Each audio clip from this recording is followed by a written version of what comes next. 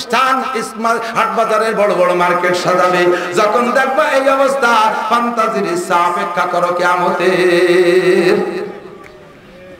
বাপের নামে কলেজ করে দিয়ে খুব গর্ব করে, বাপের নামে কলেজ, মার নামে বিশ্ববিদ্যালয়। ও মিয়া, বেশি বেদের কথা কইতে চাচ্ছি না। কলেজে তো সব নাবালেগ ছেলে মেয়েরা পড়ে, বলে বোঝে না। কলেজে যারা পড়ে সব 5-7 বছরের ছেলে মেয়েরা না, ওকে তো পর্দা ফরজ না, ফরজ। ও জায়গা তো সব ছেলেরাও বোরকা পরা, মেয়েরাও বোরকা পরা। হ্যাঁ, আরে খেয়াল করে না।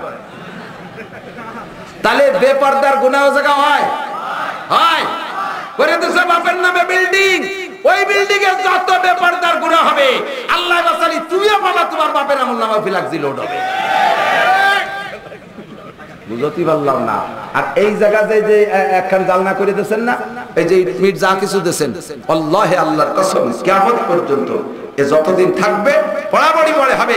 আপনি নিজে কোন চুরি পড়তে পারেন না, হাসরের মাঠে উঠে দেখবেন আপনার আমলনামায় 1,10,00,000 খতমে কোরআনের সওয়াব। আপনি বলবেন আল্লাহ রাব্বি আন্না লিয়া হাযা, এই আমি তো আলিফ বে পড়তাম না, এ কোথা থেকে আসলো? কয় বিয়া, তুমি মাদ্রাসায় যে হেফজখানার কোনা বানায় দিছিলেন না সাজ, ওই জায়গা বসে যে কয়টা পড়ছে সব কয়টার খতম তোর আমলনামায়। আল্লাহ, আমি বুখারী শরীফ তো চিন্তা মিনি যে বুখারী সব আমার আমলনামায় কোন ফাঁকে তোমার ফেরেশতারা ভুল লেখছে নাকি? হুজুর কে তো আমার নামে লিখে তুলছে নাকি?